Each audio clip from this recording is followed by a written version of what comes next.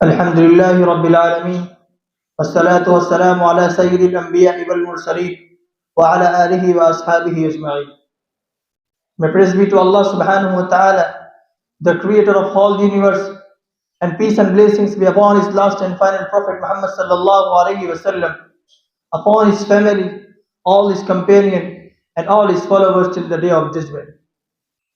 In this meeting, I will shed some light on the subject that Islam brought about the educational revolution in the world.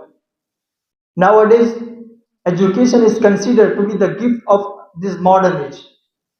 But the fact it is only Islam which laid down the foundation of education and took it to unprecedented heights. It is an established truth that Islam has not only laid much emphasis on education, rather it is the messenger of knowledge and leader of an educational revolution. Other civilizations put education in category of necessity of life, but Islam regarded it the utmost necessity of each human being. Unlike other civilizations and religions, Islam termed education as basic right of every individual in the society. The Greece and China has made extraordinary progress in field of education and art, but they didn't favor education for all. Plato has dreamed of democracy and equality, but he couldn't go beyond education for some particular segments of society.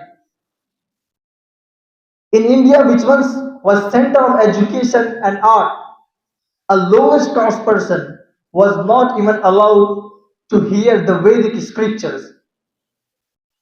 No one can deny the glory of Nalanda and Takshila University, but the fact is that the common people were always deprived of education. Education was the monopoly of the higher classes. When the sun of Islam was enlightening the world, Europe was passing through the dark periods of history. The scientists, artists, and men of learning were tortured, and sometimes they were tortured to death. Similarly, ignorance was prevailing all over Arabia. There was neither a school nor a college or a library. The Quraysh, the head of all tribes in Arabia, had only 17 people who knew writing.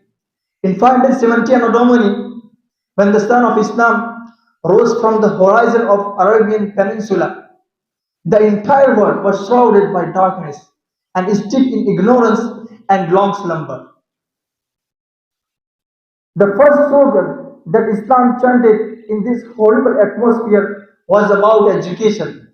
The earliest verses of the glorious Quran invited people to education. اقرأ باسم ربك الذي خلق خلق الإنسان من علق اقرأ وربك الأكرم الذي علم بالقلم علم الإنسان ما لم يعلم.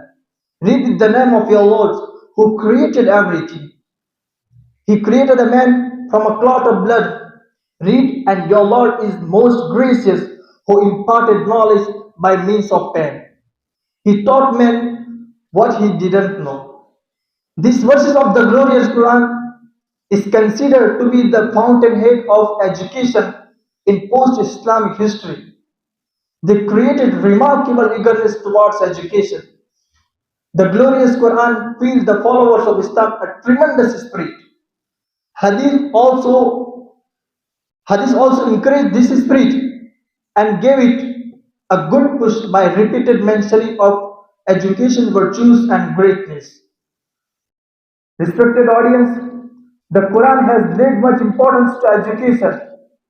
That's why it regarded education as the main purpose of advent of the Prophet Muhammad sallallahu alaihi wasallam in this world, as the glorious Quran said.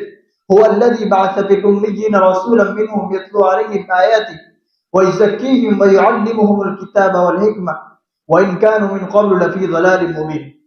He is the one who raised amidst the unlettered people a messenger from among themselves who recite to his verses purifies them, and teaches them the book and wisdom, while they were earlier in open error.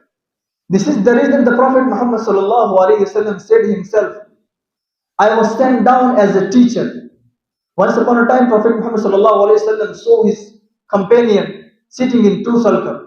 Once was busy chanting the glory of Allah subhanahu wa ta'ala, and the other was busy learning and teaching. So the Prophet Muhammad said, I was sent as a teacher and sat among them. The Sahaba imbibed the teaching on Islam in their lives, and whenever they went, they engaged themselves in learning and teaching. They sat in a corner of mosque or a part of house teaching wisdom and good behavior. Due to their valuable efforts, in short period of time, the Arabs turned into the most civilized nation. Wherever they went, they left deep impression on life, language, and culture. Respected audience, Islam is the pioneer of educational revolution. It led the humanity from the stark darkness to bright daylight. Here I conclude my talk and praise Allah subhanahu wa ta'ala to grant the right education that enlightens our hearts and brightens our soul. Amin wa akhiru da'wana alhamdulillahi rabbil alamin.